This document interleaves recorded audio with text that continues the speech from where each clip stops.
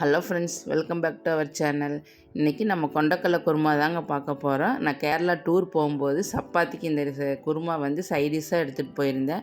என் ஃப்ரெண்டுக்கு ரொம்ப பிடிச்சிருந்துச்சி. இந்த ரெசிபி போடுங்கன்னு சொல்லியிருந்தாங்க. இது எல்லா விதமான டிஷ்ஷுக்கும் சூப்பராக இருக்குது. வாங்க எப்படி செய்கிறதுன்னு பார்க்கலாம். குருமா செய்யறதுக்கு வந்து இப்போ நம்ம எண்ணெய் ஊற்றிக்கலாம். எண்ணெய் வந்து கொஞ்சம் கூடுதலாக ஊற்றிக்கங்க, அப்போ தான் குருமா நல்லாயிருக்கும். எண்ணெய் காஞ்சதும் ஒரு 4 பட்டை, 2 கிராம்பு, 2 ஏலக்காய், ஒரு அன்னாச்சி மொக்கு, 2 பிரிஞ்சி இலை இதை போட்டு எண்ணெயில் நல்லா வணக்கிடலாம்.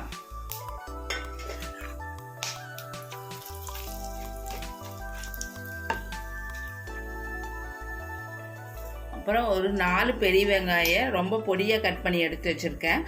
அதையும் போட்டு நல்லா வணக்கிடலாம்.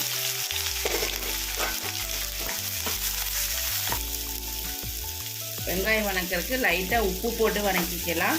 நல்லா இந்த பிங்க் சைடெல்லாம் போய் நல்லா ப்ரௌனாக வர வரைக்கும் வெங்காயத்தை நல்லா வணக்கிக்கங்க.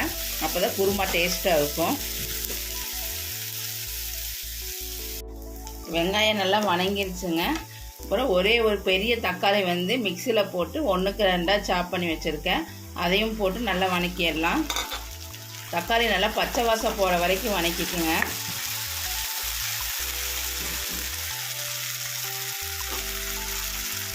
ஒரு 5 நிமிஷம் மூடி வச்சு வணக்கலாம்.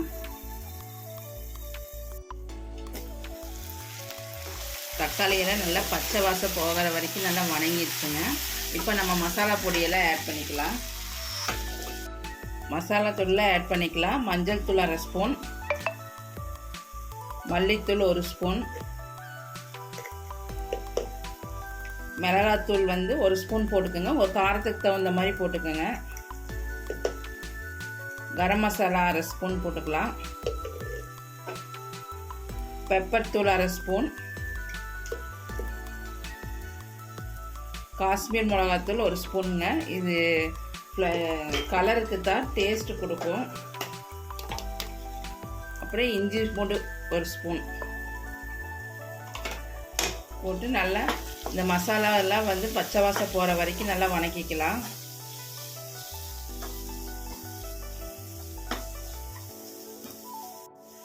மசாலா வணங்குறதுக்கு ஒரு கொஞ்சமாக தண்ணி ஊற்றி வணக்கலாம். இந்த பச்சை வாசலாக போகிற வரைக்கும் வணக்கிக்கலாம்.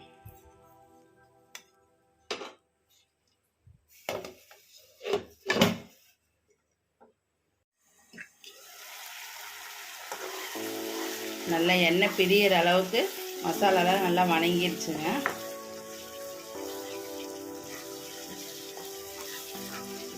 தக்காளி மசாலாலாம் நல்லா இந்த பச்சை வாசம் போகிற வரைக்கும் வணக்கிட்டிங்கன்னா குருமா நல்லா டேஸ்ட்டாக இருக்கும்.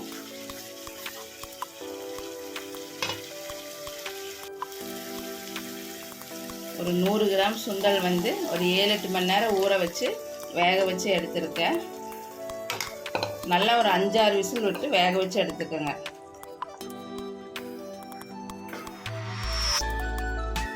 சுண்டலும் நல்லா ஊற்றி நல்லா கொதி வர வரைக்கும் கொஞ்சம் நேரம் வேக விடுங்க.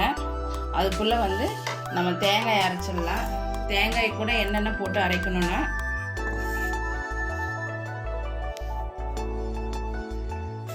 ஒரு கப் தேங்காய் மூடி எடுத்திருக்கேன். ஒரு 7-8 முந்திரி, 1 ஸ்பூன் சோம்பு, 1 ஸ்பூன் கசகசா இதெல்லாம் போட்டு நல்லா பேஸ்ட் மாதிரி அரைச்சி எடுத்துடலாம். கொஞ்சோண்டு கொத்தமல்லி தழை அது கூட போட்டுக்கோங்க. நல்லா பேஸ்ட்டாக அரைச்சி எடுத்துக்கலாம். சுண்டல் எல்லாம் ஊற்றி நல்லா கொதி வந்துருச்சுங்க. இந்த அளவுக்கு இருக்கணும். இப்போ நம்ம அரைச்சி வச்சிருந்த தேங்காயை எடுத்து ஊற்றிடலாம்.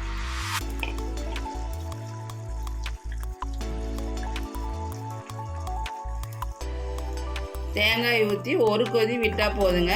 ரொம்ப நேரம் கொதிக்க விட வேண்டாம்.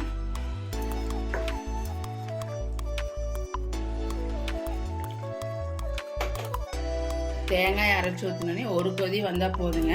இப்போ கடைசியாக கொஞ்சம் கஸ்தூரி மெட்டி மட்டும் இப்படி தூவி விட்டுடலாம். கையில் நுணுக்கி தூவி விட்டுருங்க. தூவி விட்டு ஒரு கலரி விட்டுடலாம். இந்த கஸ்தூரி மெட்டி போடுறதுனால கொஞ்சம் டேஸ்ட்டு நல்லாயிருக்கும். அதுக்காக தான் கடைசியாக கொஞ்சம் கஸ்தூரி மெட்டி சேர்த்துறது.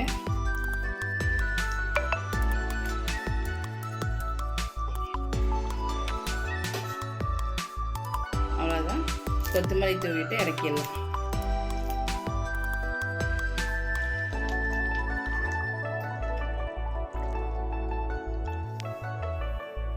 இந்த குருமா எல்லா டிஷ்ஷுக்கும் சூப்பராக இருக்குங்க. நீங்கள் கண்டிப்பாக ட்ரை பண்ணி பாருங்கள். இது ட்ரை பண்ணி பார்த்துட்டு கண்டிப்பாக கமெண்ட்ஸில் சொல்லுங்கள். இந்த வீடியோ உங்களுக்கு பிடிச்சிருந்தா லைக் பண்ணுங்கள், ஷேர் பண்ணுங்கள், மறக்காமல் சேனலுக்கு சப்ஸ்கிரைப் பண்ணுங்கள். தேங்க்ஸ் ஃபார் வாட்சிங்.